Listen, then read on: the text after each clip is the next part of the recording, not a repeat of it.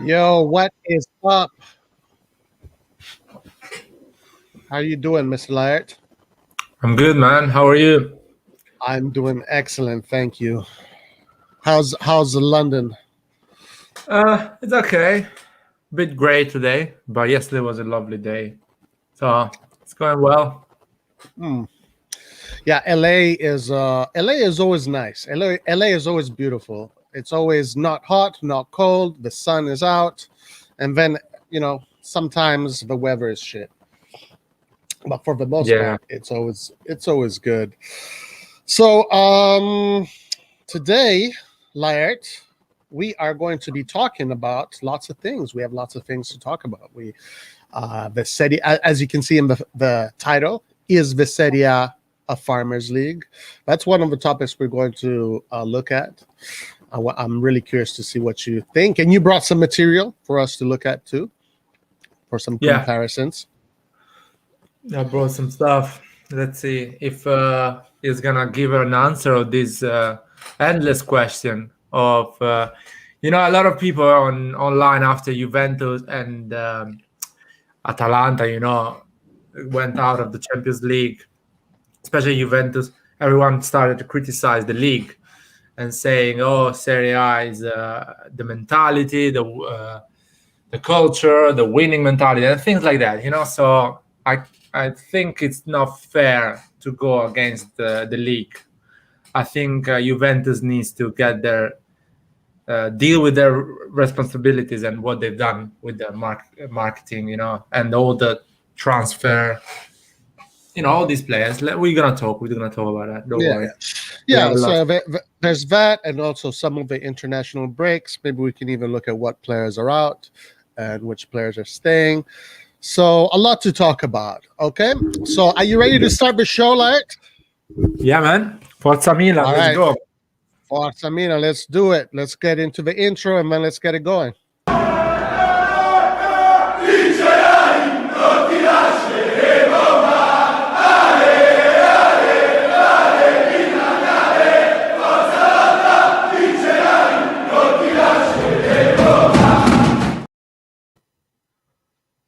So, Joel just gave us a great news, I think. Yes. What's up, Joel? How you doing? Yeah, I was following the game, the stats. So right now, Hakan has an assist for the first goal, and he scored the third goal. Right now, Turkey is playing against Holland. That's a tough game. They're winning 3-0. Wow. I assume the Ligt is doing a great game, or he's not playing?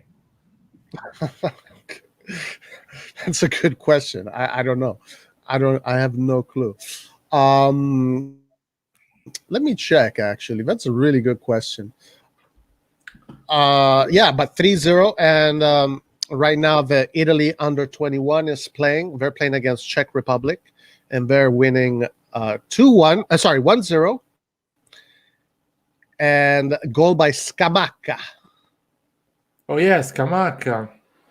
Do you think he's gonna get a move this summer from Genova to somewhere else?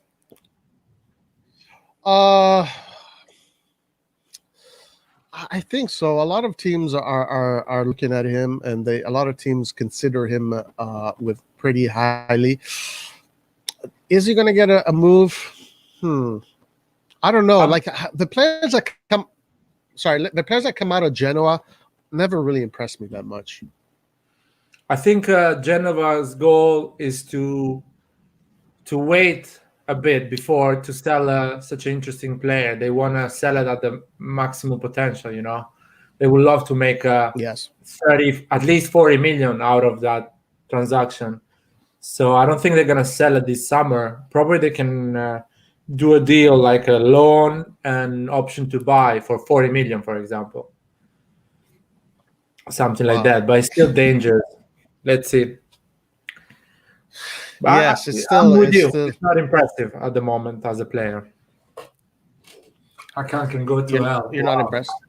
Wow, RossonARI TV. Hakan can go to hell. I guess RossonARI TV is referring to the contract situation, huh? Yeah, I hope so. I hope it doesn't have any problem with the personal problem with the hakan. Oh, he deleted the. I think Hakan is going to. I think Yeah. Hakan is going to renew the contract. I think he is going to renew the contract. So, Yeah. let's.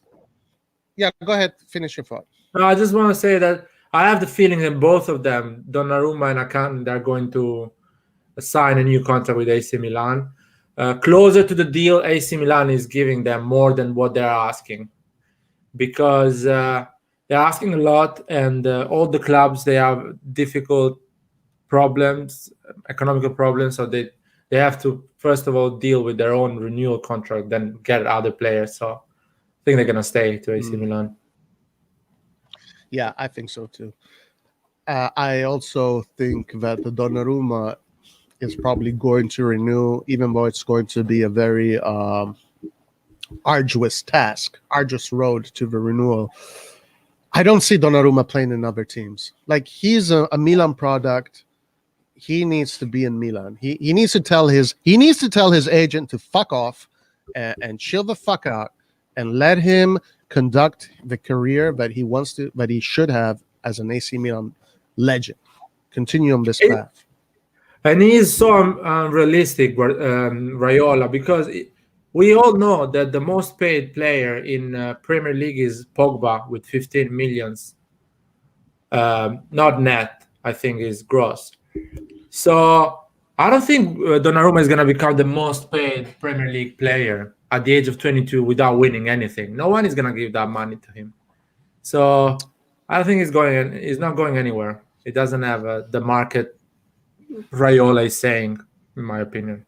No, I wonder if this is just like they're trying to probably milk it till the end and try to get and squeeze as much out as possible. They're probably saying 10 million, but they will settle. What do you if they do settle? What do you think they're going to settle at? Okay, if I'm Maldini, I'm not gonna give them more than 8. 8 is like, I'm doing you the biggest favor I've done in my entire life. Like 8, are you robbing me?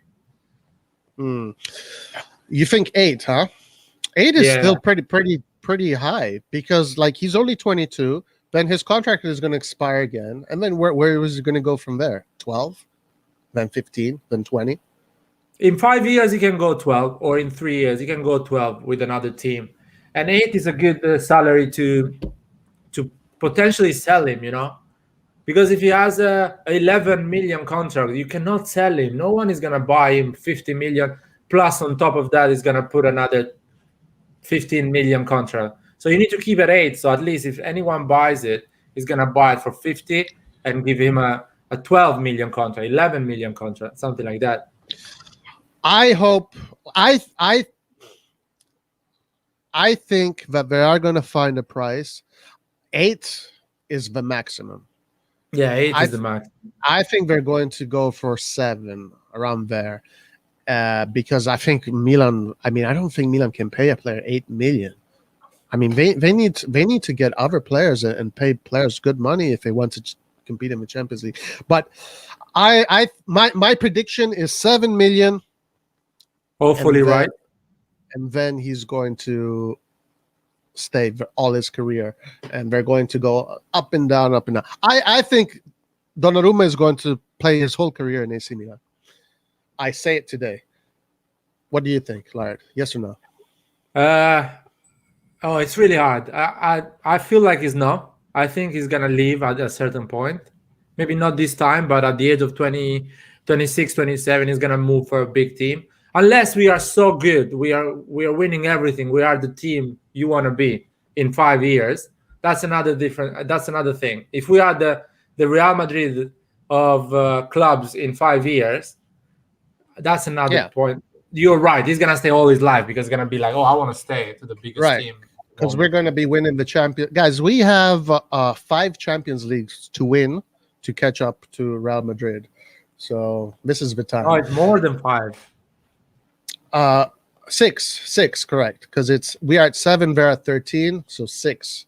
So we have to win 6 Champions Leagues in a row. All right. So look, guys, Joel, our friend Joel, he's here often with us. Joel, since Romagnoli is probably not going to be playing as much anymore, who should be captain? Calabria. You would give it to Calabria? Yeah, Calabria, Kessie. Those players, yeah. I will give it to one of them. Yeah. I think if Donnarumma extends his contract, he will be the new captain. Because that's who they're given. Or maybe Kjaer. I don't know. But yeah, Kessie for sure has everything you need.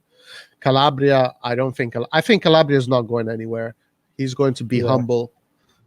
So yeah, those players.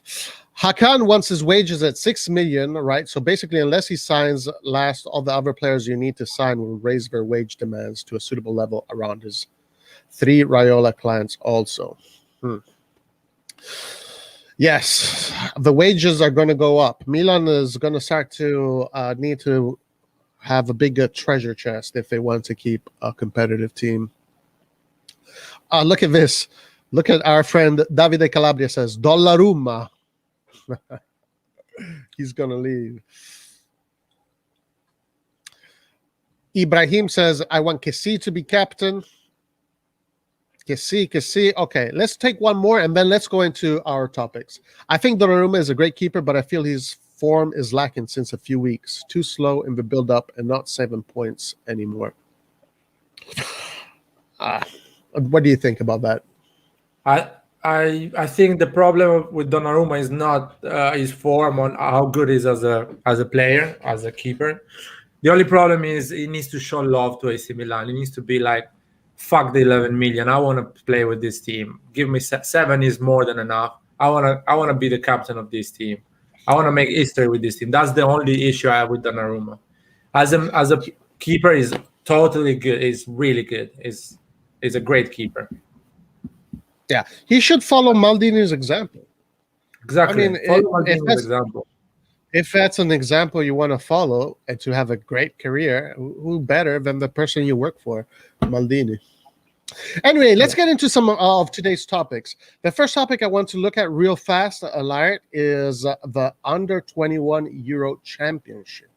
So, because of COVID, the Euro Championship was moved to right now. So basically, they're playing the European Championship in the international breaks, which is very unusual. Usually, the Euro Championship is a summer tournament, and it has produced great talents.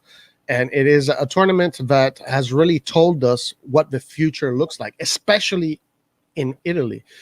Right now, Italy is the under-21s. From the AC Milan perspective, we have Gabbia playing, and he's right now on the pitch, playing right now as a central defender in the 3-5-2. He's in the middle of the 3-5-2, so he's kind of like a regista, kind of like Bonucci. So they're using him very similar to how Bonucci played in the 3-5-2 of Conte.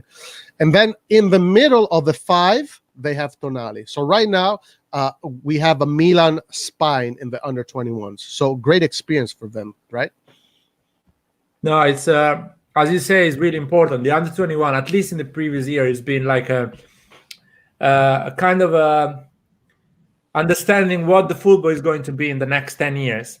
Exactly. The under-21, when Totti, Del Piero, Nesta, these players were playing, that was the under-21. Then 10 years after, or even more, they won a World Cup.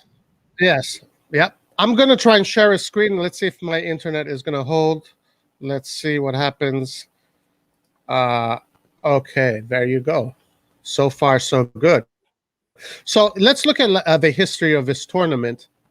And you were saying, the Italy under-21, you see the future. And just look at this graphic here. In 1992, Italy was the winner.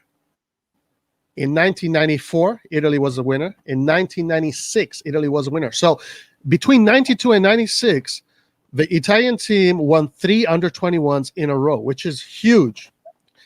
And this is where we had Del Piero, we had Totti, Nesta, the players that you mentioned. But then look at this. In 98, they did not qualify. In 2000, they won. Then in 2004, they won. So that pocket right there, that generation right there, pretty much told us that Italy was going to win a World Cup and that Italian football was on a high. But then, ever since 2004, we've been sleeping. Italy has been sleeping. Yeah. So what do you think about this new generation? Just a second, going back to the 3 incredible years in the 90s, those teams, they kind of build up the national team that actually went to the to the final of Europe. And after, it was always a quarterfinal, semi-final, and they won the World Cup in 2004. The generation late 90s, 2006. The generation of late 90s, beginning of 2000, that was the generation of Cassano, if I'm not getting wrong, De Rossi, and other players that some of them joined the 2006 team, still being young. So it was a good generation as well, just in terms of talent, but the brain wasn't there in terms of Cassano, talking about Cassano. And I think this under 21 is quite good, but I don't think it's gonna be is gonna have the effect of that generation of the 3 years in a row winning everything. I think that's very unusual. Yeah, that was a great generation, but it's there is good players they are going to add to Bastoni, Chiesa, Zaniolo, Scamacca can be one of them. Tonali for sure can be one of them. Gabbia, I think Gabbia is a great defender. Gabbia is ready to play. No, I'm not saying every time, but whatever you need, you can play for AC Milan at great level. He doesn't feel the pressure. He's good. He's good. Yeah, and there is more. There is more.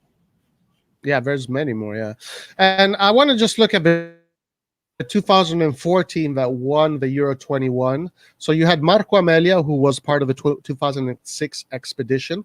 You had Daniele Bonera, which won a Champions League with us. You had Barzagli, that then went up and won the 2006. De Rossi, Gilardino, and Zaccardo. All these players were part of that expedition that eventually won. Yes, so I've been quite disappointed with how the under 21 has been performing, because I follow them. I follow the under 21s a lot.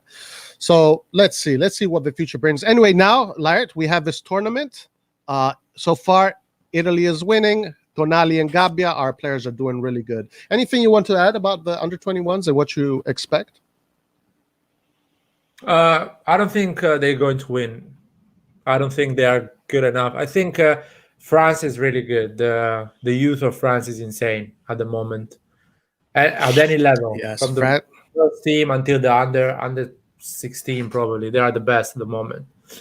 And that because I think the French league has less money than all the other major leagues. So they kind of give space to youth because they can sell those young players. So they give them a lot of space, which is a good thing for the national team. And Spain has been always decent with the youth, and England as well. England is good. I don't know Germany. Germany, I'm a bit, to be fair, not knowing what's going on. But yeah, I think France, Spain, and England are the 3. Yeah. And Italy comes out. Speaking about Germany, I remember when they won in 2008 the Euros of 2000. If you look at the Euro 21 of 2008, if you look at the Euros of 2008, and then you look at the German team of 2012. If you look at the Euro under 21 team of 2012, and then you look at the German Euro World Cup winner team of 2014, it's almost the same squad. I remember seeing that. So anyway, just before we move on, I just want to look at the formation for Italy and look at these names. So we have Cutrone and Scamacca up top. Cutrone, we know all about Cutrone. The midfield, a lot of players that I don't even know. You know, you got Sala, Maggiore, Tonali in the middle, Frattesi, Zappa. The defense, we have our Gabbia in the middle, Marchizza, Del Prato. A lot of players I don't even know. which is I don't like the very different 3-5-2 from the past. formation, to be fair. A bit disappointed on that.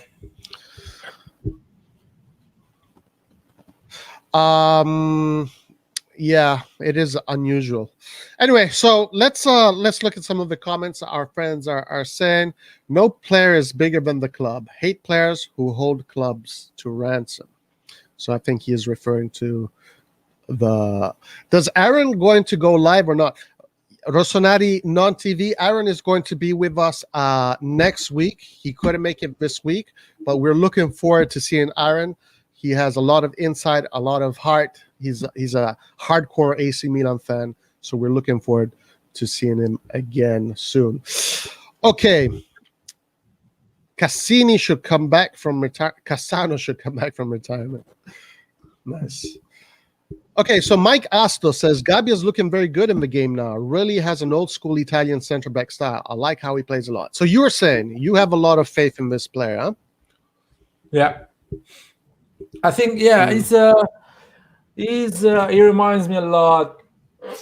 Yeah, exactly. That's old school center defender, Italian center defender. So he's really smart in terms of tactics, and he's quiet. He's not too aggressive with the referee or with his mates. Or he sounds like a really good guy, and he works hard, I think. And Milan is really they want him.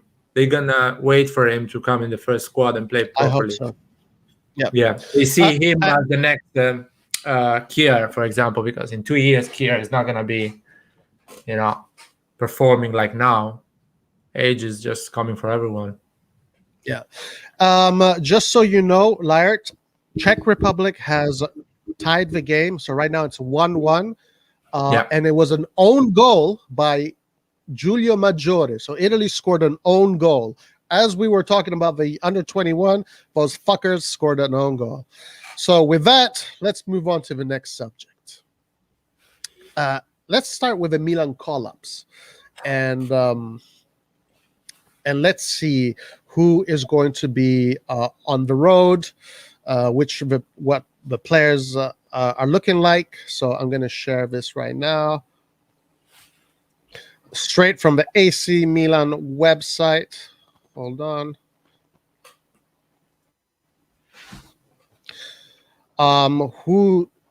Any players in particular you're looking forward to seeing? Not really, to be fair. Give me 1 second. Here we are. Okay.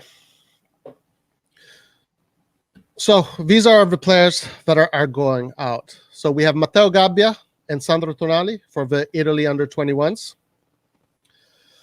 We have Çalhanoğlu, Turkey. He's playing today, right now, and he scored a goal and an assist. So excellent for him. Very good. Of course, we have Donnarumma playing tomorrow against Northern Ireland. Should be an easy game, right? Mm-hmm. I mean, no. You don't think so? Donnarumma is going to play against Ireland. Northern Ireland, yeah. Well, tomorrow Italy plays against Northern Ireland. And then here, look at this. We have Hagwe. Hagwe is going to actually go good because he needs it. He needs the experience. So good for him to be part of the expedition. We have Dalot for the under-21. He's playing tomorrow against Croatia. He's part of the Euro Championship. Brahim Diaz, that he's playing today, right now. He's with Spain. We have Kjaer from Denmark. He is playing tomorrow against Israel. Aaron is in Israel, so who knows? Maybe you'll see him. And look at this. What do you think about this? Benacer going to Algeria for the Africa Cup of Nations qualifier. Does that worry you a little bit? No.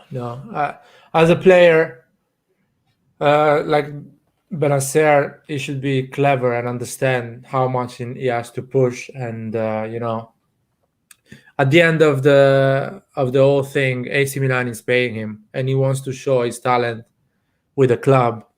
So, and Algeria is way better than these old teams. So You just need to So play Algeria, football and win it. That's it. Nothing big. So Algeria is playing against Zambia, and then they're playing against Botswana.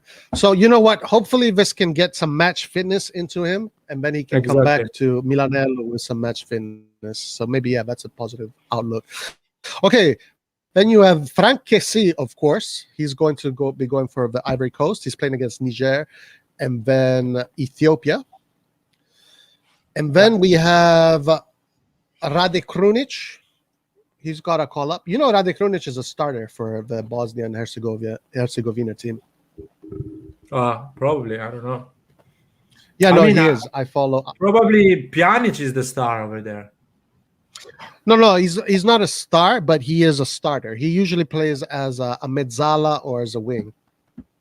Oh, yeah. And look, we have our own Pierre Kalulu. His first call-up, I believe, I read, for France under-21. So he's also part of this expedition. Great experience for him and good for us. I'm quite surprised. And then, quite surprised for Selemaker. Oh, yeah. And we have, let's leave Ibra for last, and we can talk a little bit about Ibra. Selemakers, who has made it into the Belgium national team thanks to his performances in AC Milan. So congratulations to him. And, he's been part of the team. He's not, sometimes he plays from the first minute. Sometimes he doesn't, but he's part of a rotation. And then, of course, ladies and gentlemen, we have Zlatan Ibrahimovic. What the fuck are you doing, Zlatan? Stay home, chill out, relax. What are you doing? Why are you, by going to the national team, he is shortening his career. What are your opinions on Zlatan? And if anybody, what are your opinions on this? I don't know, man.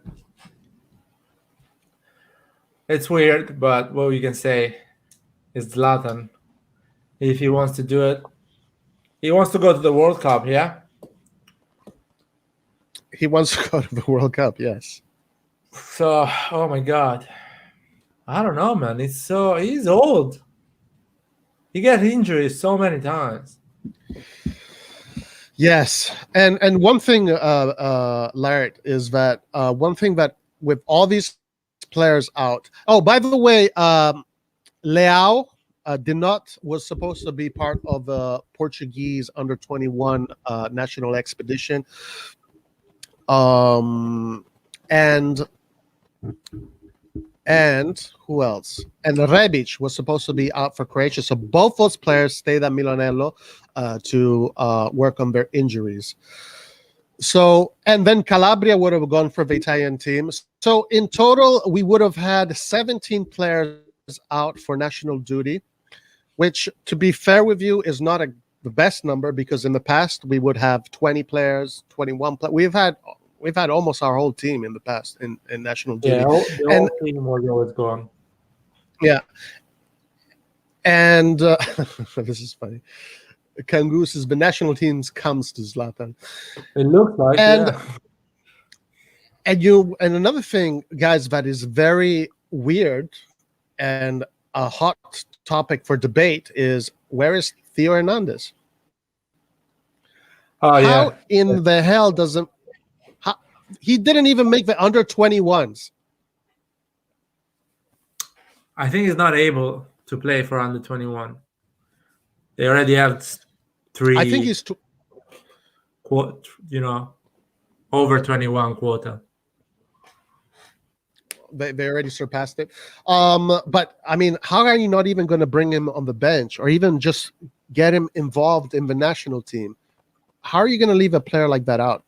I think Deschamps has personal issues with this player. Anyway, so let's look at some comments and see what you guys say about the call-ups. So Zlatan didn't return to Sweden. Sweden returned to Zlatan. RossonARI TV says he can do whatever he likes. I think Milan knows that from the beginning. And that looks like what it is, right? He can do whatever he wants, and nobody can stop him. I think Serie A has been terrible for 10 years now, but both us and Inter are back. So the league needs us to come back. We will be talking about this in a minute. So yes, that's a really good point. Deschamps hates AC Milan. Well, yes, he did say, he did have, he did say on a news report that he was not going to call Theo Hernandez just because he plays for AC Milan. No, I don't know why he didn't say that. What did he say? He said I really see Digne performing better than him, and I'm not going to call Theo Hernandez just because he's playing for AC Milan and Digne is playing for Everton. So I have to look at the performance, not at what team are you playing. And man, he won the World Cup. He won the World Cup, and he has an incredible squad. So I would love to see Theo Hernandez playing for his national team. I think the guy deserves all the happiness in the world. But on the other side, I feel like Theo Hernandez is now thinking, hopefully, being smart and thinking, how should I improve my game? So even the Deschamps can call me. I should be better on something. I should be more on the releasing the ball, playing with the team a bit more defensively prepared, stuff like that. So he can improve and he can actually rest because we're going to have 11 games. So yes, and I think someone wrote that. I think it was... Oh, yeah, here it is. Ali said, it's better for us. He played a lot this season. Yeah, you know what? I like that. I mean, I do think that the experience that players get on the national level is very important, and it helps them a lot. But right now, because of our situation, I'm not complaining. So one thing I'm checking out here, and Mike Asto is on it. Mike Asso, Tonali red for Italy. And I'm seeing the stats right now. On the 84th of minute, Tonali just got a red card. Oh, wow. God, that's bad. That's terrible. And that means he's going to miss the next game. So, which Tonali, is good. It's good for AC Milan, but not good for him because the next game is against Spain. And it would be nice. It would have been nice to see him perform against a big team like Spain. It would have been nice to see Brahim Diaz versus Tonali, but I don't know why the fucker just got a red card. You never know. Theo broke up his girlfriend. Okay. What's wrong with the girlfriend of Theo? I don't know. I think she's like a Instagram model or something. Yeah. RossonARI TV says, I agree with Deschamps. Theo is not that much for national team. They did it with him, so that's it. Yes, I mean, RossonARI TV, right now, France has 3 national teams. So they are the luckiest national squad as far as generation goes. Anyway, so let's read the last comment, and then let's go in for the kill, Laird. Let's talk about why we're doing this podcast today. I want to slap Brahim Diaz every game he plays. Davide Calabria. Well, all right. Davide, you should keep it easy, man. People are watching us. Let's go in a different direction, man. Yeah. Anyway, so Laird, let's talk about this. What the fuck is going on with Serie A? They call us the Farmers League. You know, and no disrespect to farmers, guys. Farmers are some of the most important people in the world. So being called a farmers, you know, using the term farmers as a derogatory term is dumb, it's stupid. But we get the sense of what the idea is. You start, Laird. What are your opinions on this? And then we'll look at the graphics and. I think first of all, the Farmer League. It's been invented, the saying is been invented by the, I think, English supporter and the Premier League fans, so internationally. And they have this opinion that because the Premier League is the most watched league in the world in terms of, TV rights and everything, so they think the Premier League is the best, is the hardest league to play And first of all, I completely disagree with that, because yeah, the Premier League is more physical and is a fast-paced type of game, but it's not harder than the Serie A, the La Liga, the Bundesliga, and in some ways even not harder than the Ligue 1, the French league. And going back to is the most watched league in the world. I don't think the audience from Asia or from North America or from other, continents that 10 years before they didn't even follow football in such a, massive way, they can actually say, okay, that's the best league. They don't have an historical knowledge to understand what is football and what is the hardest league and what is the tactical. It's like me following NBA in 6 years and trying to be an expert on NBA. You cannot do that. I think you need to respect what happened in the previous 80 years of this sport before saying, oh, the Premier League is the hardest league and is the best one and we're watching that one. The Premier League has the best marketing around, but it's not the hardest and the best league in the world. You go, Roy. You've been following football for long as well. Yeah, I mean, you know what? Okay, this is how I feel about it, all right? So in the 90s, Italy was dominated in football, okay? And if we even at the under 21 level, Italy was dominated in football. The national team made it to the 1990 semifinal against Maradona. We could have won that World Cup. We had the team to win that World Cup. In 94, we made it into the finals against Brazil, and we could have won that World Cup too. In 98, a little bit different. I think France was the better team, and they had the better rosters, and they deserved to win. But and then in the beginning of 2000, and okay, that's national. At the club level, in the first half of 90s, AC Milan was dominating Europe. Okay, they were making all the finals and they won a few. Then the second half of the 90s, it was Juventus. Juventus made the final almost every year, but they lost almost all of them except for one. So the level of Italian football in the 90s, early 2000s, all the way up until around maybe 2007, 2006, there was the best. Was absolutely no question about that. But the reason why I think Italy had the best football is because you had a lot of teams that were very competitive, especially the Il Triumvirato, the three teams that represent Italy internationally: Juventus, Inter, and Milan. These three teams were pushing the envelope. They were pushing the envelope. And when you have three teams of that caliber trying to win everything in Europe, the level goes up. Ever since we lost... Sorry, let me just finish. Ever since we lost that trinity, things have been going downhill. Ever since we lost Juventus after Calciopoli, and it was just Inter. Milan had issues because they lost points, and some players didn't want to go to Milan. So it was only Inter. And Inter did great. In 2010 or 11, they won a great Champions League.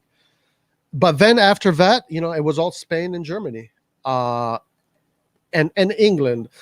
So right now, if you call the Serie A Farmers League, I'm not going to be that angry, because we don't deserve to be called the best league. We don't deserve it. Right now, the best league or the best football is not played in Italy.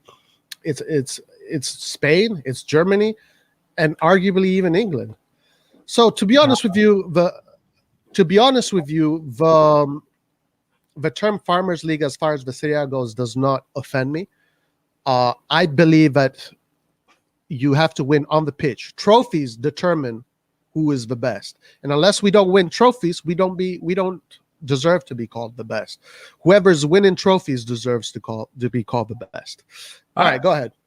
But I don't think that's that really makes sense because in the 90s, Barcelona won the Champions League, Borussia Dortmund won the Champions League, Manchester United won the Champions League, Ajax won the Champions League. So I don't think Okay, that. but hold on, Laird. Before you finish, but who did Ajax win against? They won against Milan. Who did Dortmund win against? They won against Juventus. Who did Marseille win in '93? They won against Milan. So it was always an Italian team that made it to the final. Yes, but the thing is, that's what I'm saying.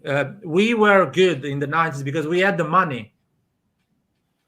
We weren't good because our football was the best. We had the money. All the presidents of the 10 clubs in Italy, they had a lot of money. They were millionaires at that time. They were the Americans of that time. They had all their business, all their factories and everything. They were dominating the European market in terms of money.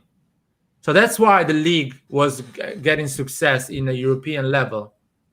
But in terms of football knowledge, when you go back and if we talk about football knowledge, I don't think in England there is more football knowledge than in Italy.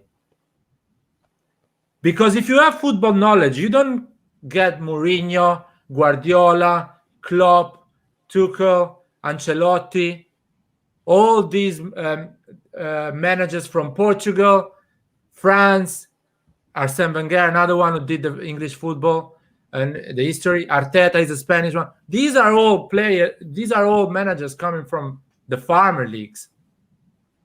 So this means they have a lot of knowledge.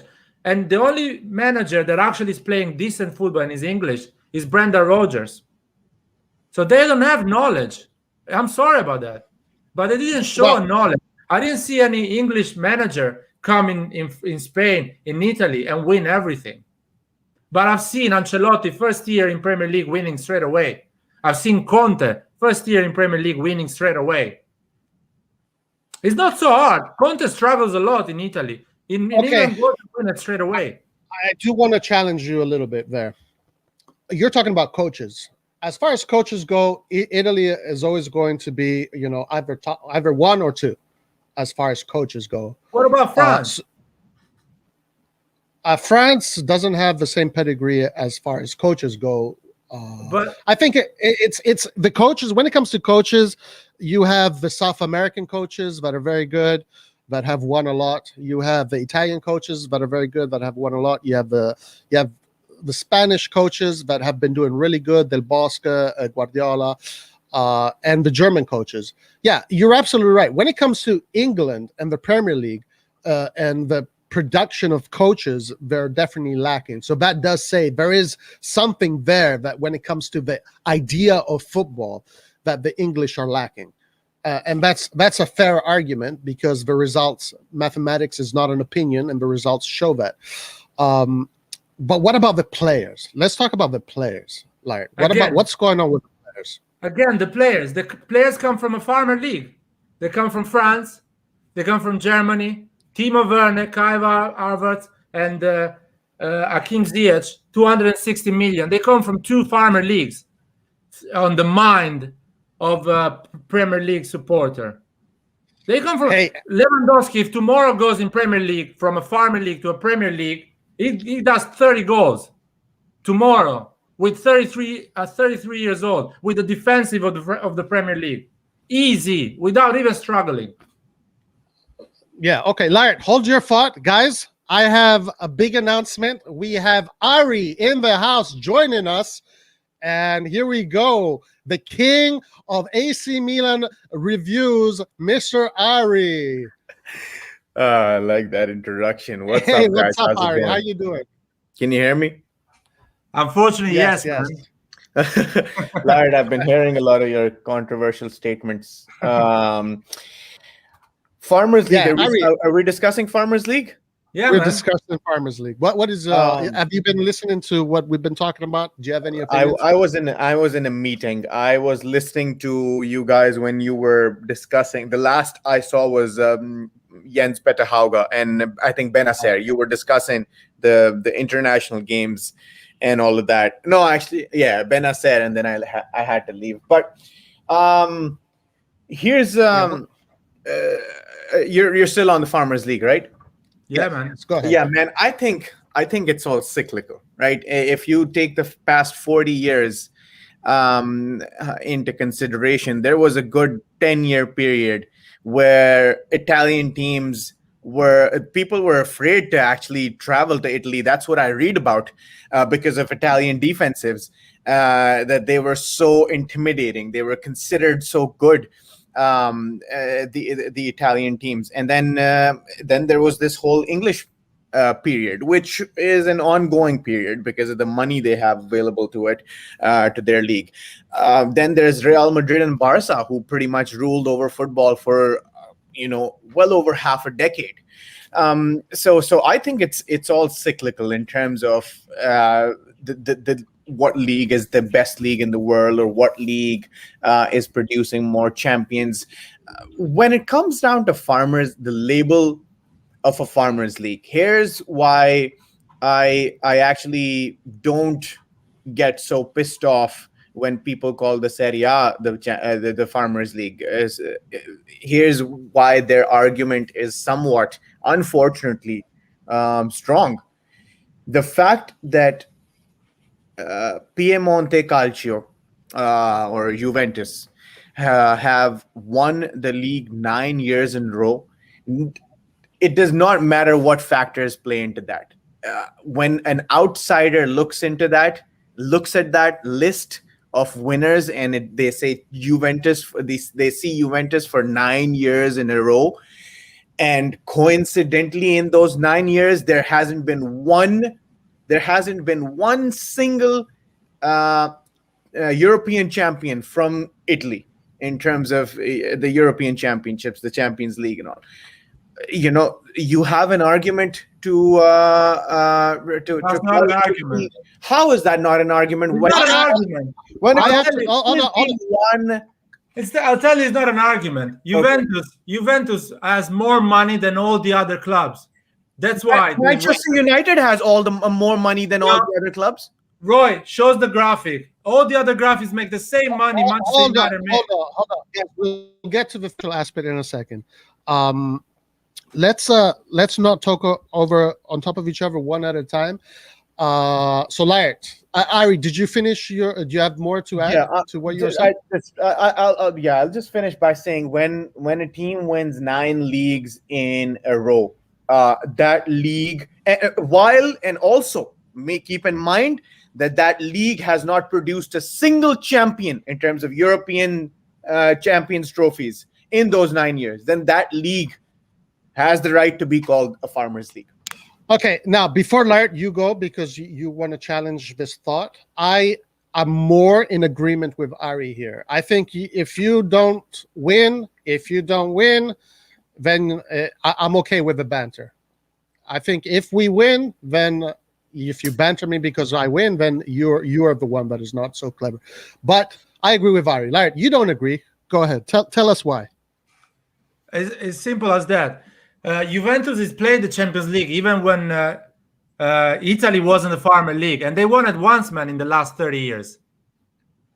So whatever money you give to Juventus, they are not good at that competition. They are not good. They spend 85 million on the league. They got Ronaldo. They spend 60 million on Chiesa. They spend 300 million.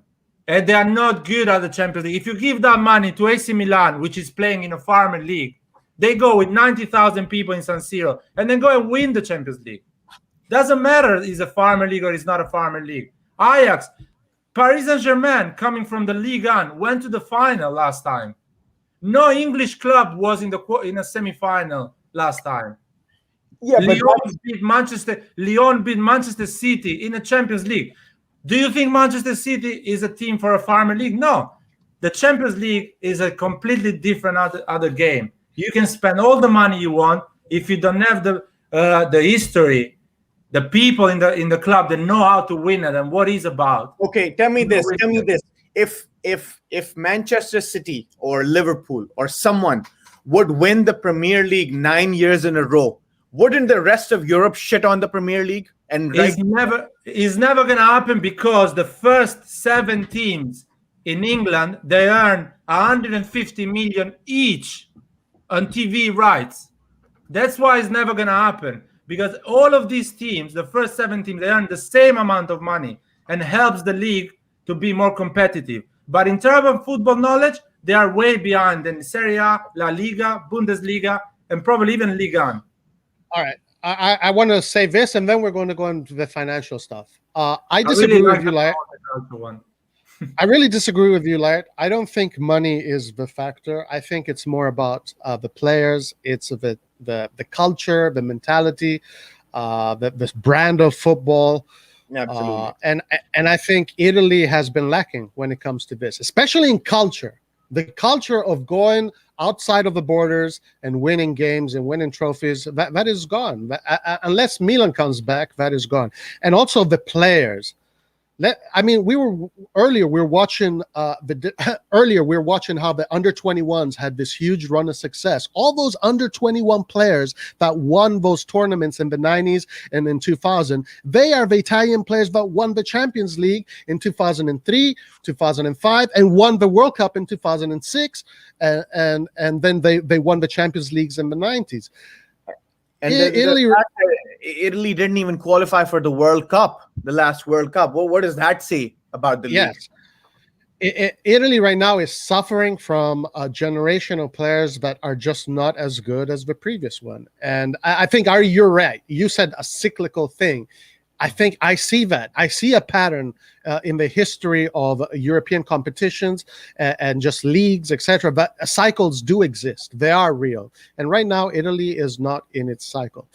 Can I ask you about the cycle of coming back up? The Farmers League label is fading away. I will say that. Not just because of Juventus weakening, but because of Milan and Inter strengthening. I'll speak for the Milan clubs right now, not the others, because the others still look a little shaky in terms of Napoli and Roma. But I see at least the Milan clubs coming back up. Yeah. You always talk about national teams. Yes. How you explain England winning the last World Cup in 1966 about the Premier League? What do you say? What that says about the Premier League? That says nothing about the Premier League. Is still a competitive league, even if England won the last World Cup 60 years ago, 40 years ago. 60 years ago, yeah. Yes, but as far as national goes, as far as the Premier League goes, I think that England has always had it was always behind some other nations when it comes to producing talent. But you said it correctly, actually, Laird. England has been dependent on foreign talent, foreign coaches and players from other leagues, because they have the money to attract these players.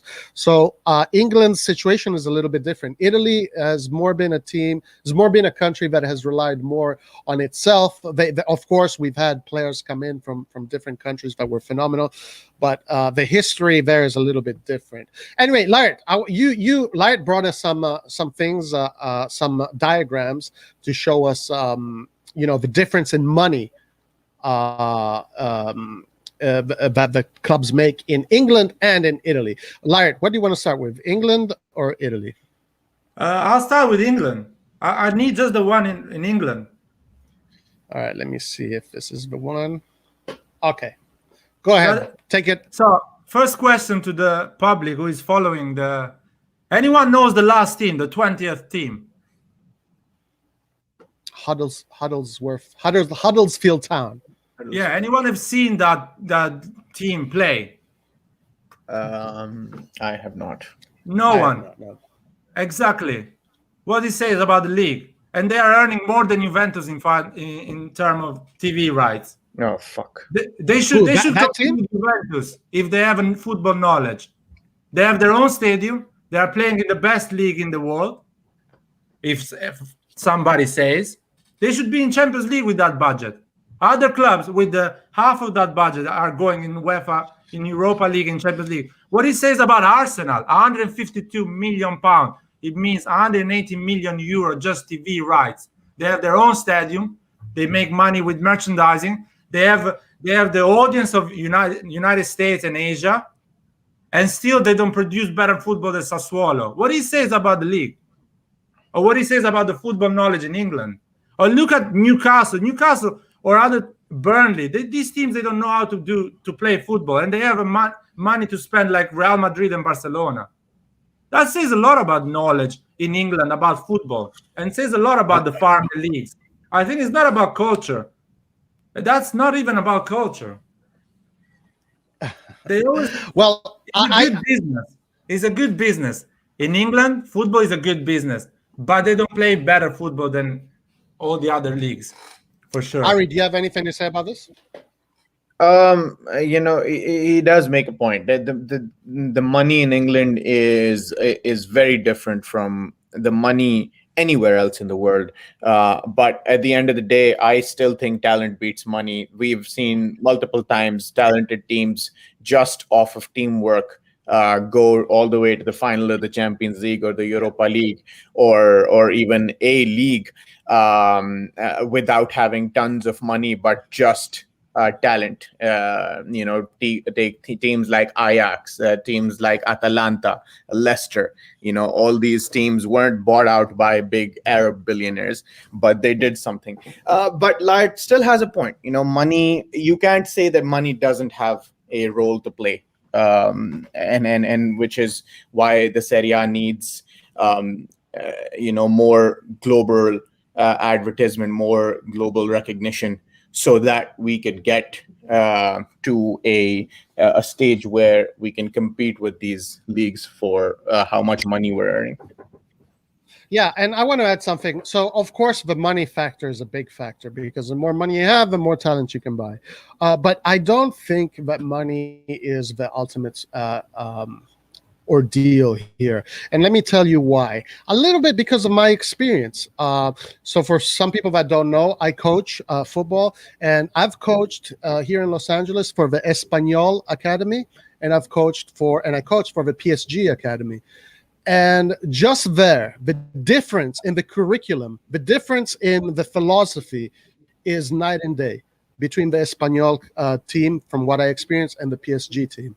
PSG is much more meticulous. They literally have a curriculum for you that starts from day one to the last day of the year, and they want the coaches to train the players to have a certain mentality, a certain way of playing. In PSG, it's all about tiki-taka, high pressure, and very, very technical. That's what it's all about. In Espanyol, it wasn't like that. You could see there was a different quality in the way the curriculums are presented. So the culture of the teams is a big factor, not just the money. The culture of Milan, how they start their philosophy from the youth sector all the way up until the first team, is a big part of why Milan is successful. It's that philosophy of football. Juventus has its own philosophy. Inter has its own philosophy. Manchester United has its own philosophy. Real Madrid has its own philosophy. And all these teams have their own brands and their own philosophies. That is a big factor in it. It's not just the money. It's not just the money. So let's look at the Italian teams. Oh, wait. Never mind. I'll get back. What do you know about the Italian teams and how they and their monies as far as the TV rights goes? I think in Italy the problem is, and I talk about the TV rights, is the Serie A problem. So the federation is dealing with things in really not a clear way. For example, Inter situation with Sassuolo. Somebody says they're not going to play. Federation doesn't have any rule and they do whatever they want. Or Napoli against Juventus, they do whatever they want. They move the game a month after because they say, I'm Juventus, I don't have anyone to play in Champions League, so I moved my game whatever I want, and no one says anything. So the federation is really weak. And in terms of TV rights, Italy's been following the British style of TV rights from the last 5 years, I think. So they're gonna get there in a few years. In 5 years, they're gonna get there when Juventus maybe, or Milan or Inter is going to earn 120 and the seventh team is going to earn 100. And we're going to see there how Lazio is going to perform in Champions League when he's going to have 100 million to spend and he's going to have their own stadium, or Atalanta when they're going to have 100 million. We're going to see at that point, and no one is going to start to talk about culture and how good we are and how we're looking at football. Italy has always played football like this. Apart from AC Milan playing great football, and Roma, Inter, Juventus, they all played shit. They always played like counter-attack. Even Mourinho with his money spending, he always played as a counter-attack. So it's about mentality. And when I say mentality, it's about a club mentality, not a league mentality. It's not about AC Milan. If you put it in La Liga or in Germany or in Italy or in Premier League, they're always going to play like this. They're always going to play in a vision of Europe, in a Europe vision. And I think that Elliot and Gazidis have a big role to play in this argument of getting what Layert is talking about, of getting Milan in the next 5 years to a place where, regardless of how we're doing, well, hopefully we're doing good, but regardless of how we're doing, we're a top club. We should be earning top money in terms of TV rights. And I have a little graphic from Calcio Finanza. They uploaded this yesterday, and this was just a survey done in terms of how popular teams are in Italy, the United States, and China. And in the past year and a half, where Elliot and maybe Gazidis too have started to make strides to get Milan's name, Milan's global brand, more recognized around the world, you can see that Milan's climbing the ladder, and it's already the top club in the US and China in when considering popularity. So I think we have a lot to credit Gazidis and Elliot for, and they still have a lot of work to do, because those guys alone can boost our 5 years down the line, our TV rights, our revenues from advertisements so much that the Italian Serie A can't do on its own, because, as Layert mentioned, they're just not well organized. They're going to be quarreling and arguing amongst themselves, while Milan and the clubs themselves, their governing bodies, have to go out and actually make themselves global brands to push this agenda forward. And we can't just leave the Serie A to make the deals for us. It's kind of discomforting to see where AC Milan was in the US, behind all those teams, seeing the history of AC Milan and the kind of players they had. We have a lot of comments that we have to go through, so we'll go through them. Actually, can you bring that graphic back, please? Sure. It is nice to see China, a country with 1 billion people, in which AC Milan is third. So that can be only good for business. Third. Now, I do want to say something, guys. Right now, the biggest reason why the Serie A is being followed. Okay, we can take the graphic out. One of the biggest reasons that the Serie A is being followed in the US is because of Juventus's purchase of Ronaldo. Ever since Ronaldo was purchased, ESPN bought the rights for the Serie A. So now you can go on ESPN, pay $5 a month, and you can fucking watch Crotone versus Benevento. Hold on, don't do that though. Don't do that if you're doing it now, because just yesterday CBS outbid ESPN, and now it's going to be CBS for the next 3 years. They outbid ESPN by about 55 million. And the good thing I see out of this is that CBS also is responsible for the Europa League and Champions League. So now in the US, you're going to have to, right now in this season, I had to buy CBS and ESPN Plus. Now the US people only need CBS, and they're going to have Europe plus Serie A. Yes. So, and this happened when Juventus bought Ronaldo, because before that, if you wanted to watch an Italian soccer game on in the TV, you had to go to Fox. It was a little bit more complicated. You're not going to watch. You're never going to find Benevento versus Sassuolo. You know, No. you're never going to find these kind of games. Anyway, we have a lot of comments. Let's go through them and let's see what our friends from across the world are saying. Okay. And let's try be short with the answers, quick answers, because we are over time right now. But let's keep on going. So English don't call the Serie A Farmers League. We call League One. Okay, so this is an English. Yeah, that is true. They've stopped calling Serie A the farm, especially because every once in a while we'll do well in European competitions as well. And Juventus has made the final a couple times in the last 5 years. So they do. That is true. It's more League One now than the Serie A. Yes, and just one quick thought. I want to go back to the financial argument. One thing that happened in the early 2000s that really fucked up Italian football was the taxes, the tax laws in Italy.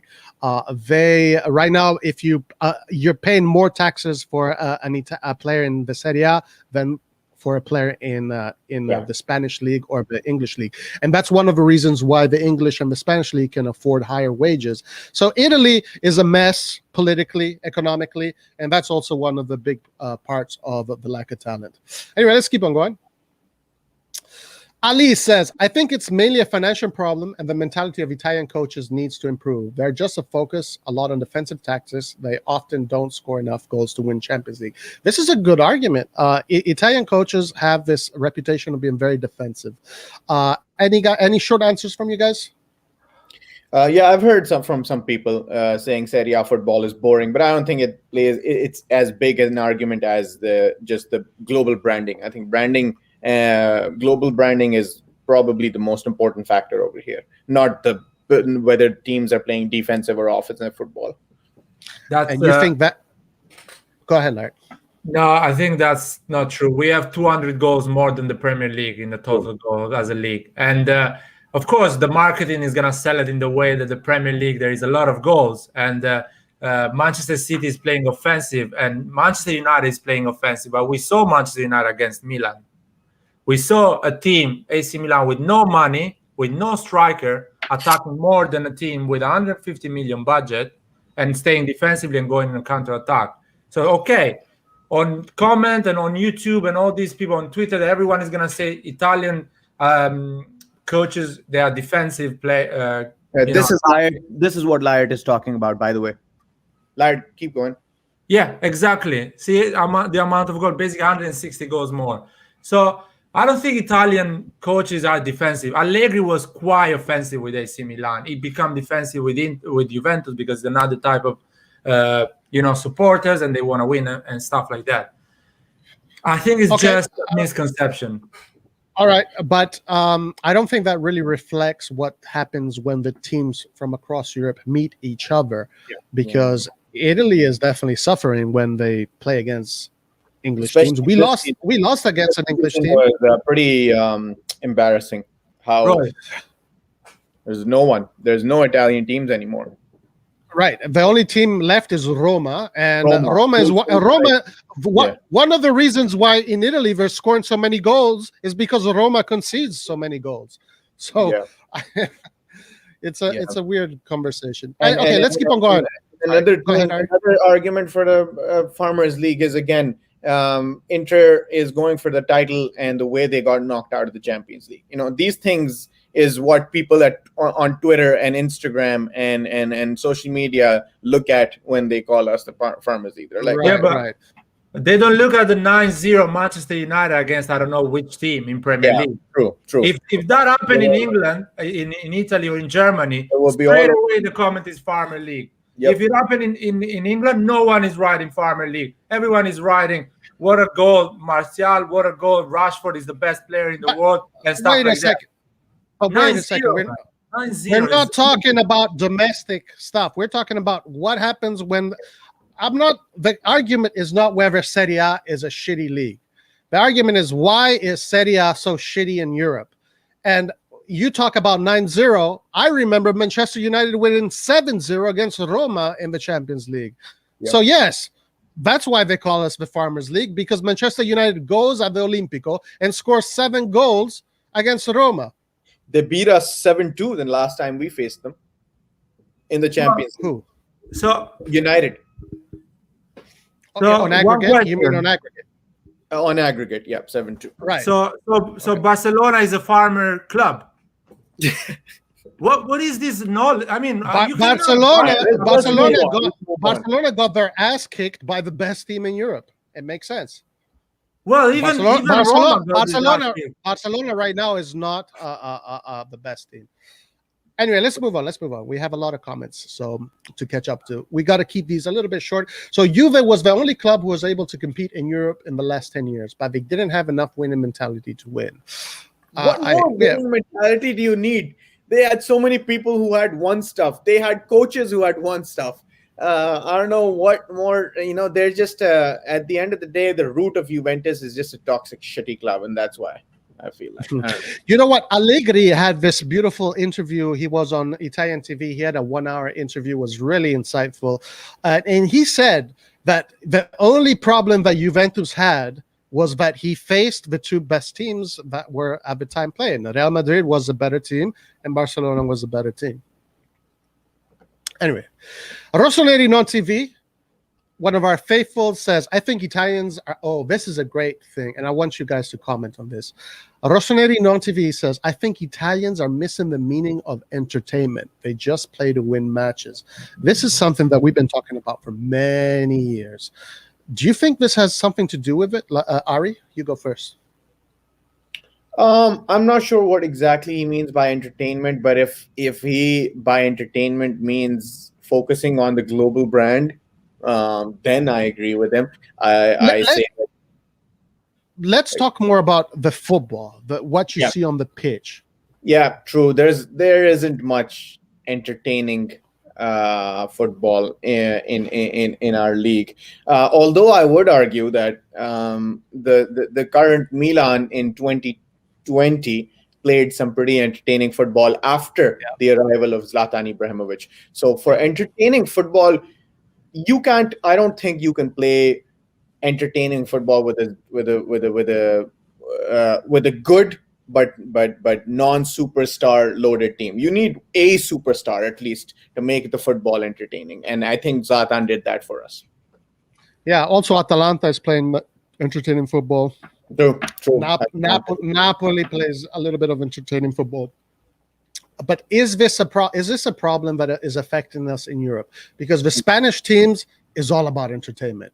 In Real Madrid, we've seen that Real Madrid, you can win the Champions League and you can win the freaking La Liga. But if you don't play entertaining, they kick you out. The Spanish, they see it as a theater. You're going there to watch a show. Barcelona has that same culture, and it pays off. Laird, what do you think? Well, I'm just trying to remember the last time Real Madrid played an entertainment football, or Atletico Madrid. I'm just Simeone is basically the worst Italian manager I've ever seen, probably. Simeone is Argentinian. He's Argentinian. I know exactly. You should remember us is Argentinian, by the way, and play some attacking football. The most entertaining football I've seen in my life, again, I only started watching around 2007, was Pep Guardiola's Barcelona with Iniesta and Xavi. That, in my opinion, in the last 14 years, no one beats that. Yeah, and you're right. And just before the Barcelona Guardiola's, the most entertaining football in Europe was AC Milan. AC Milan was playing that. It was not the tiki-taka AC Milan was playing was not as asphyxiating as the Barcelona one. Yeah, but it was similar. The grace of Andrea Pirlo and Seedorf and the grinta of Gattuso, right? That made it so entertaining. And then, of course, the strikers we had in Shevchenko and the crazy defense. But yeah. Yeah, RossonARI brings a good point there. RossonARI TV. Ibrahim says English football has no identity such as Italian and Spanish. Is that true? English football does have an identity. I think it's a very aggressive football, goal-to-goal, run, a lot of very fast. It's a very fast brand of football.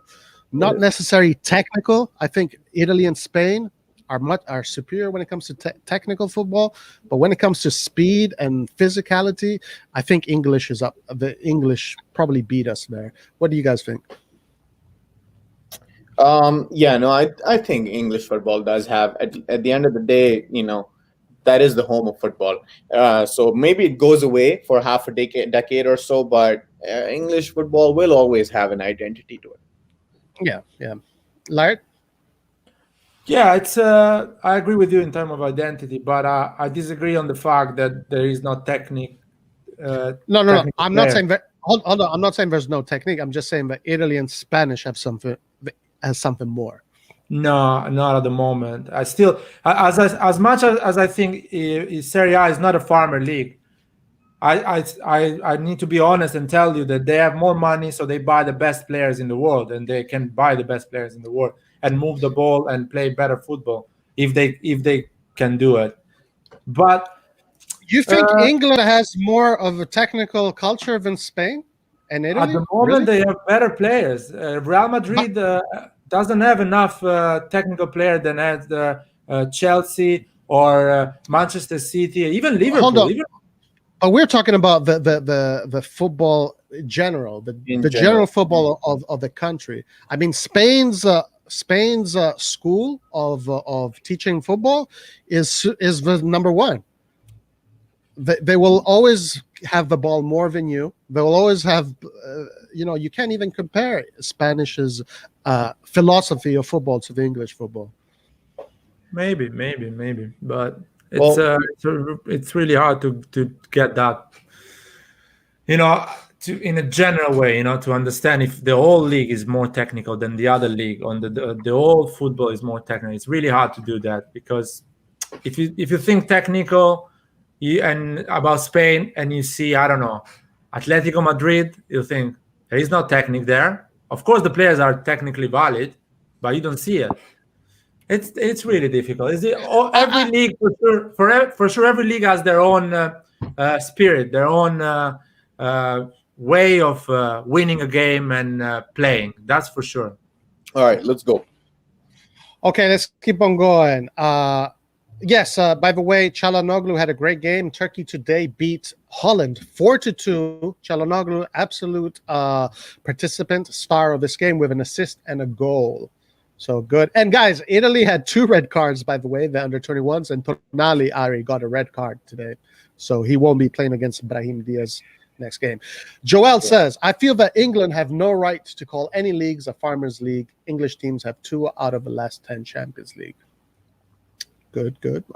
Yeah. If you can't win on an international level consistently, don't call other leagues farmers league. Good point. But I don't want to make this a referendum against the Premier League. Yeah. Because it's not. It's a general referendum. Anyway, Kangu says, yes, but it looks projected that English teams will do well in next year's. It's visible, the improvement. I mean, I think English teams will always do well, and you'll never see a dip from England, I think. No. They're always going to be... unless the money goes away, which that can't happen. That's not going to happen. They're good at business, man. Yes, and also the brand, the way they present it, the games, the fields, the stadiums, it's just so much nicer. The language helps them too, right? The language, yeah. Language is the reason why. Yeah. Okay. Piemonte Calcio. You see Champions League in our DNA. Joel says, last season, 2 teams from the Farmer Leagues made it to the final. Last season, the 2 semifinals was all Farmer League, man. Manchester City went out of Lione. Oh, that's true. Right. Kangu, yes, I have. Man. Okay, so here we have a comment. Frederick Porcelli Rossonero says, Italy isn't as strong as before, but they didn't qualify because they shot 633 times on goal against Sweden, but couldn't score. And yes, Ventura sucked as a coach.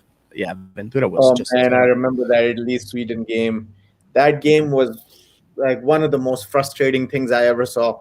And then after that, the most frustrating thing I remember is watching Empoli versus Inter when we were about to, under Gattuso, qualify for the Champions League, and Empoli just had to score a goal on Inter.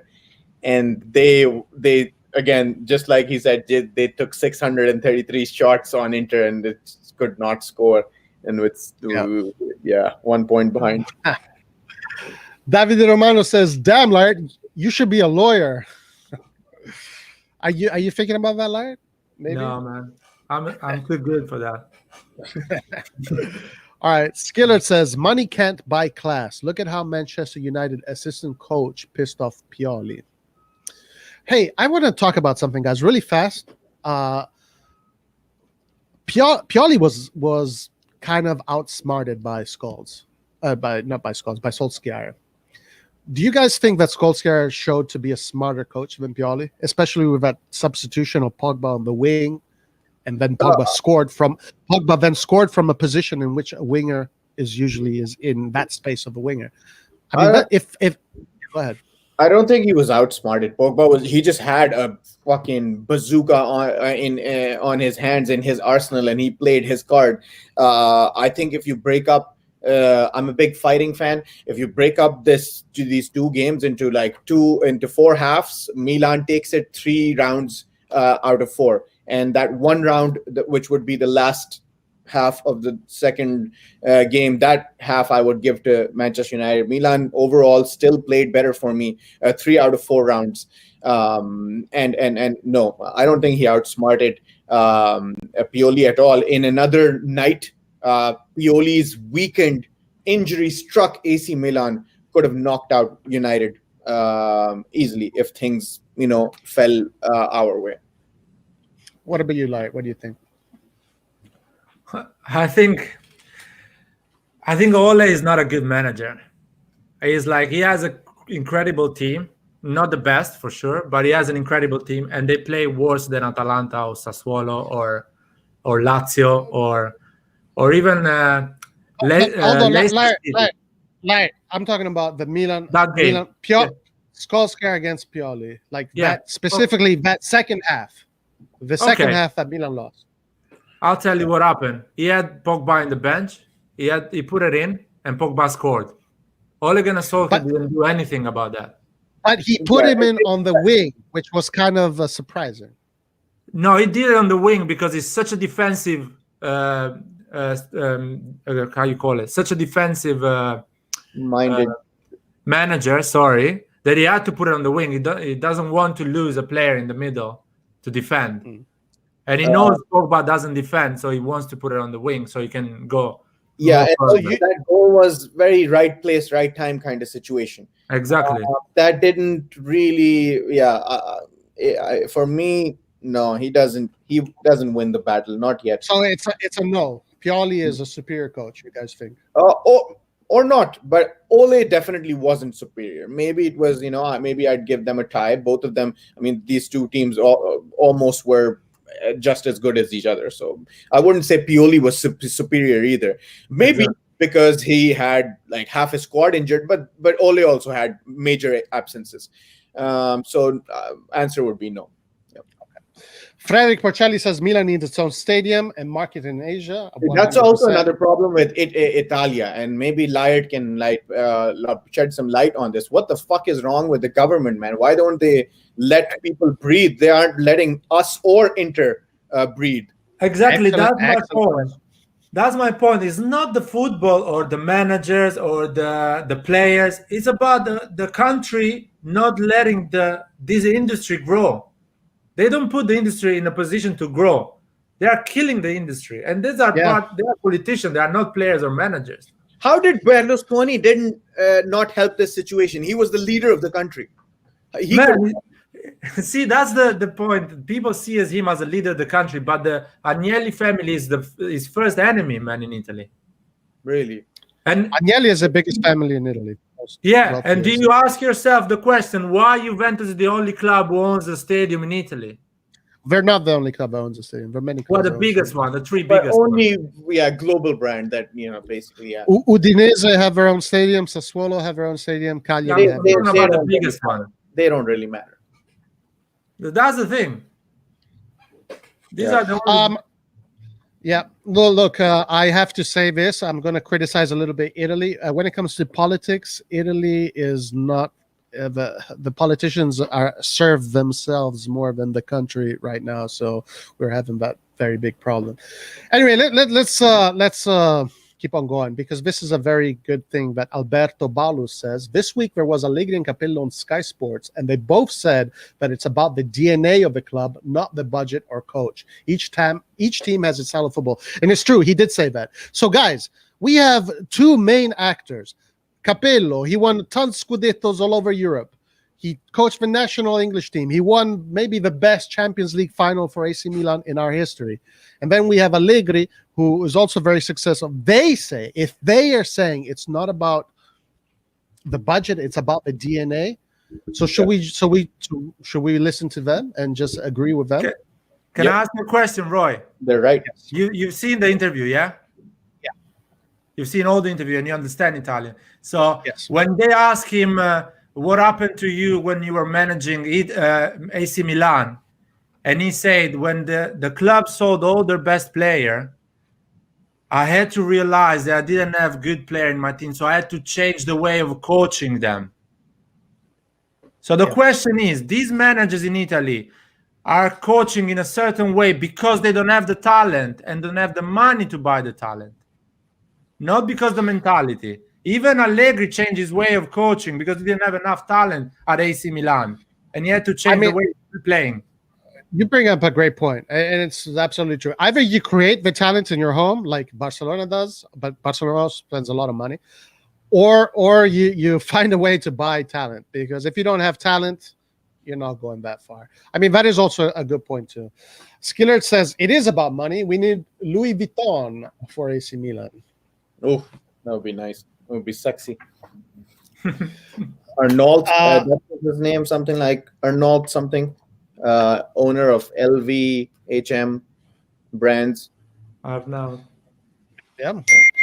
Joel says, let's go. I already have CBS. No more illegal streams. Yes, the illegal streams are a pain in the ass. Necklord 88 says, Italian league needs a big infrastructure makeover, a lot of old stadiums. Absolutely. 100%. Ali, I was talking in Europe. Yes, we were aware. Skinner says, Premier League has been won by foreign coaches. Look at Ranieri. I mean, Ranieri can't win a fucking league to save his life in Italy, but he won in the Premier League. What does that say? The Serie A is harder. I mean, the international coaches are, that's a different thing. How coaches are bred and trained, that's not like part of our argument. We all know that international coaches are great. Italian coaches specifically have been great historically. And we're facing Ranieri our next game, so let's hope he screws up. Ibrahim says, because of the government. Yes, absolutely. Mike also says, Italian clubs don't really have a financial security to play entertaining football. That's a good point. That's a good point. Okay, so Shane number 10 says, the Serie A is not a farmers league, but the Premier League is the most attracted. I'm pretty sure Kessi's dream is to play in the Premier League. The Premier League is so fast and has physicality. All right, guys. Well, Shane number 10 says, and let's continue. He says, the Premier League team also has teams that play different. Same play defensive, some play, and some are very attacking. First of all, Shane number 10, Kessi is going nowhere. He's going to stay at AC Milan for the rest of his career. So we can take that out of the equation. But what, do you guys have any comments regarding this? I want to say, see, that's another thing. They assume already that a player wants to play in Premier League because it's better than the other leagues. That's really offensive, in my opinion. They assume already that playing in for Tottenham is better than playing in San Siro for AC Milan, and that's really disrespectful. And this has been happening the last 10 years with no reason. Just because these clubs don't have 150 million TV rights, they are not allowed anymore to make their supporter dream. And no player should dream to play for AC Milan anymore, but they need to play for Tottenham or for Arsenal. Why? What they have better than AC Milan? The league is not better than the Serie A. They just have money. That's it. And of course, new stadiums. But they are coming, don't worry. I'm going to pose you a question, guys. I want to see what you guys think, because this is a thought and also, in a way, a challenge. Is it that just the nature of the Premier League and the Spanish League, not necessarily that they're better than the Italian League or whatever, it's just the brand of football is just more similar to what you need in Europe? That mentality. I'm quickly putting the thumbnail on this podcast. Is Serie A farmers league? Any suggestions for the background picture? Put a farmer working the San Siro field. I don't know, man. San Siro. We have San Siro. We have. Okay, why not? If you can find it. So do you guys think that just the nature of the Premier League's brand of football helps them, and Spanish football helps them perform better in Europe, and French too? I don't know. It's complicated.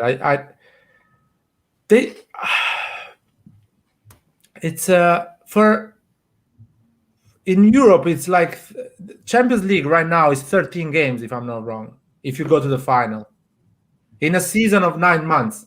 So you need to be the best team for that game during a season for 13 times. So it's really complicated. If you have 11 good players, it's really easy to perform when you have 22 good players in those 13 games.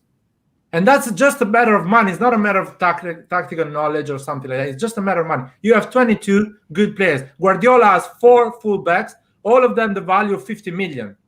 He's going to have more chances on these 13 games to have the best fullback in that game.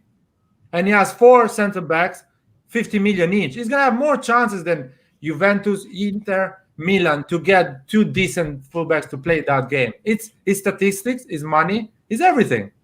You have De Bruyne, you have Foden, good for them, is from the academy, and Sterling, Aguero.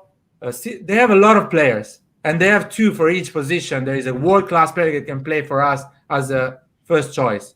And you have more chances to perform better if you have 2 stars for each position. And that's money, it's not football knowledge.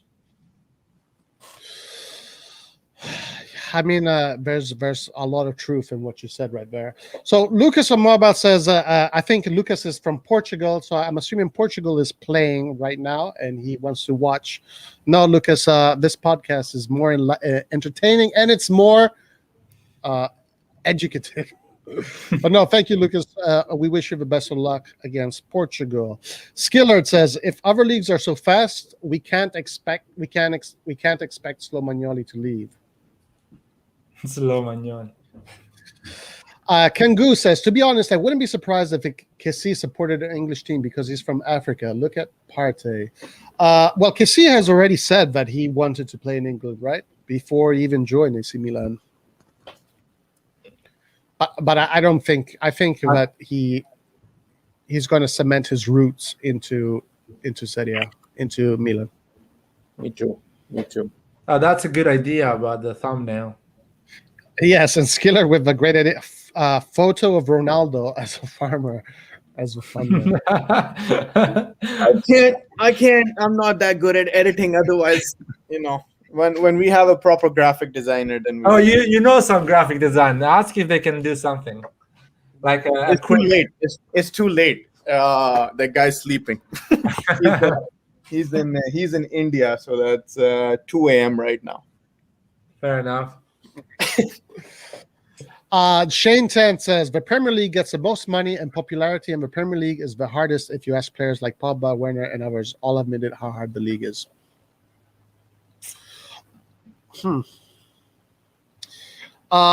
Okay, I'll go first, and then if you guys have comments. Guys, I gotta drop out. I'm having another meeting. Great right. chatting with you guys. Okay, Ari. Okay, what is Monday? Are we back here Monday? Monday. Yes, we have a podcast. Monday. All right, great. See you, man. Ciao.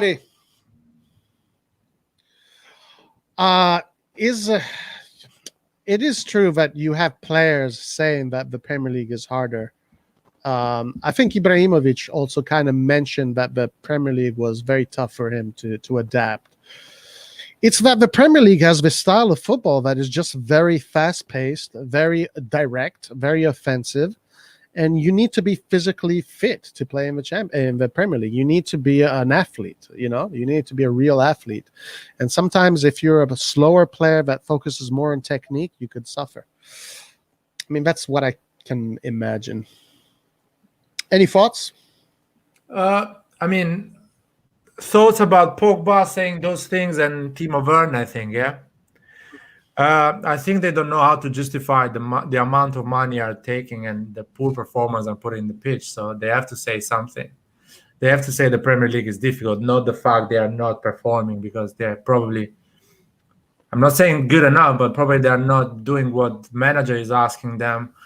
Or I have an example. Salah wasn't playing in Premier League. He moved to Serie A. He was playing pretty well. He came back to Premier League and he won everything.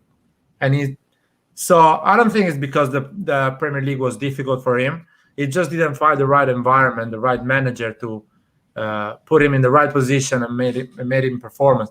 De Bruyne, the same thing. He moved to Chelsea, didn't perform. He moved back to Germany and again to Manchester City, and he won everything. So I think it's just a matter of the manager, the team, and how the team is playing to make you perform. I'm sure Pogba or Werner, if they play for Liverpool or for Manchester City, they can perform and say, yeah, Premier League is not so hard. Actually, I'm having fun and I'm enjoying myself. So it's you never know if it's the league or if it's the player or if it's the team problem in that. Yeah, you bring an excellent point. It really comes down to the individual and what suits the individual better. Because, I mean, let's look at, there's not many English players that go abroad historically, but has had as much success as other nations. So, yeah, I agree there. It definitely comes down to the individual. Suggestion, watch along of a classic AC Milan game. Which one? You guys tell us which one. Which one do you want us to watch along? Give us some ideas. Yeah, we can organize and we can, everyone can find the game and we can watch it all together. That would be great. That's actually interesting. I would love to see the 3-0 against Manchester United. That's a classic for sure. Or even when we lost 3-2 against Manchester United at the Old Trafford. Oh, I don't want to watch games where we lose. Oh, we can risk it. We can watch the final 2005. 2005? Oh, no. I do not want to see. I've already lived those moments. I don't want to live them again. Yeah, we have the 3-0 against Manchester United. We have the 4-0 against Barcelona. We have the Van Basten Gullit era. There's a lot of good games there. Or the 5-2 against Napoli, the debut of Pato. The 5-2 against Napoli. That was a fun game. And there was players like Ronaldo, Pirlo, Seedorf, Kaká. They were all there playing at the same time. We have some derbies too, where we won big, like 6. Did we win a derby like 6-1 or 6-2 or something? Yeah, we can do that. That actually is an interesting idea, especially when maybe this weekend. You know, no? We're going to talk with Ari. That's a great idea, Skiller. We're definitely going to do that. So Shane 10 keeps on challenging us about this topic. The Premier League might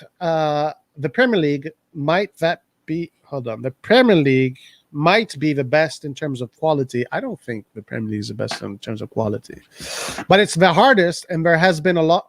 Oh, might not be. I think he meant might not be. The Premier League might not be the best in terms of quality, but it's the hardest, and there has been a lot of players have admitted it. They would love to play in the Premier League. Yeah. There is a reason why everyone loves the Champions League now. Because you see clubs from at least the best 6-7 leagues in Europe competing with each other. So you see the nature of their football. So you see that probably the English football struggles a lot against the technical Spanish team, or sometimes the Spanish team struggles a lot with the physicality and the strength of the Premier League or a German team. And that's the beauty. What I say is there is no farmer league. Each league has their strength and weakness. And the Italian league is the tactical knowledge, their strength. They're always going to have more tactical knowledge, in my opinion, than all the other leagues. I'm not saying a lot more, but they're going to have always that thing a bit more. And the fact that managers are always struggling because they have to deal with the low budget and still bring the result like they have the best team in the world. And that's fascinating as an Italian, as a supporter, and watch the Serie A. I love how the media is asking Pioli to win the Serie A with that team. We are asking Pioli to win the Serie A with that team. No one is going to ask that in Premier League to that quality team to win the Premier League. It's fascinating. Every league is different, and they have their own beauty. I think that's a very fair assessment on how to look at it. I mean, obviously, you know, when it comes to bantering, this is just banter, you know, the Italian league. But I think you bring up a really good point. Each league has its own identity. Each league has its own way. And yes, Italian league is the most tactical league. Teams, you know, play to win, or at least they try to play to win, and they kind of forget about the entertainment aspect. They play defensive football. Spanish league is very about possession and keeping the ball. English team is about, you know, entertaining the crowd, playing at 100 miles per hour. The German league is, well, how would you define the German league? I think German league is something in between the Premier League and the Italian league. Yeah, that's they still have knowledge. They're quite tactical, but still they like the physicality and the running and the giving everything and trying to win it. So it's something in between. Yeah, but you're absolutely right. Mike also says Milan Lecce 4-3, the KPB Classic, Kevin Prince Boateng Classic. Yeah, we have a lot. What's that? I think Nesta scored the 4-3 the last minute. Oh, really? That game. You remember that game? Oh, yeah, man. That was insane. Crazy Milan. What is your favorite AC Milan game of all time? Oh, that's so hard, man. I can give you. I think. No, tell me one. Just give me one. I think Seedorf. Seedorf was so important for us in. No. In Hold on. Game. Like your favorite AC Milan game of all time? Game. Oh man. I don't know. I think 3-2 against Inter when Seedorf scores a goal in the 90 minutes from 30 meters. Oh my God! You are so right. Comeback. That was an insane comeback. We were losing 2-0. We come back second half. Tommaso and Kaká instead of the last minute, and we win. That was madness. Against Inter in the Champions League semifinal, right? It was a semifinal. No, that was correct? in Serie A. Was in Serie A. Oh, you're talking about the Serie A. Okay. 3-2 in Serie A, yeah. I was thinking about the Champions League game. I mean, that's awesome that we beat Inter in the Champions League. Shane 10 says, I like the Serie A and every player suits different leagues, but in my opinion, as a Premier League fan, it's the best in teams of pure entertainment. It's the hardest. You know, I mean, you're a Premier League fan and you have absolutely every right to say that it's the best league and it's the one that you like the most. And you even can think that it's the hardest league. Is that necessarily true? I don't know. But the Premier League definitely deserves all the compliments it gets. Nesta. Oh, Yepes scored. Yepes scored after a Kevin Prince Boateng hat-trick. Yepes, what a player. All right, Laird. So I think you know, we've discussed about this. I don't think we've really solved anything just yet. I think they're still going to call the Italian league the Farmers League if we don't do something in Europe. So let's end this segment on this note. Where is Italian football going? I think it's going in the right direction. Talking about the three big clubs, you know, just to simplify it, I think AC Milan is in the best position because we have all young players. We don't have a long-term contract with any player like Ronaldo with 30 million or 36 years old. Ibrahimovic is going to leave, and hopefully we're going to put a young striker, a talented striker. And the club has a marketing vision. They want to make AC Milan an international brand. So that's a good thing. So I'll see AC Milan going in the right direction at the moment. It's time.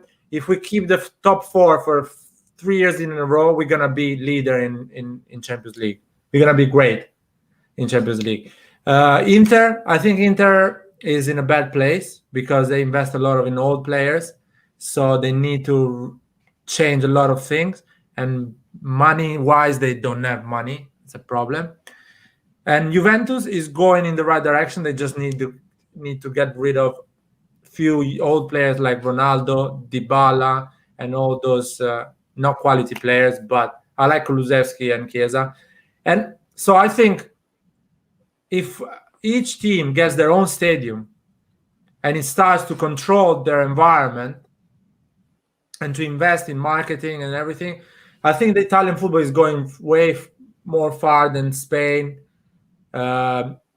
Germany probably is going to get the level of the Premier League in 6-7 years. But there's a lot of ifs there. And Davide Romano here says it perfectly. It will only succeed if Italian government is willing to shake hands with us. If they keep fucking with football, then Serie A will always be in handcuffs. I mean, that is a big part of it. Well, yeah, that's a big part. But the fact that the COVID basically brings such a tough economical situation, they have to accept these investors now because they cannot say no anymore. There is no more money in the country. They need to let them in and invest. So it's that point now. They cannot do anything at the moment. Before they were like being the big guys. I don't care if you come from United States, you come from China, and you have your billions. I'm not gonna let you build your stadium. Now they're like, oh, we need your money. So they're gonna just give up now. Well, yeah, I hope you're right. I hope that, I think I agree with you that AC Milan is going in the right direction.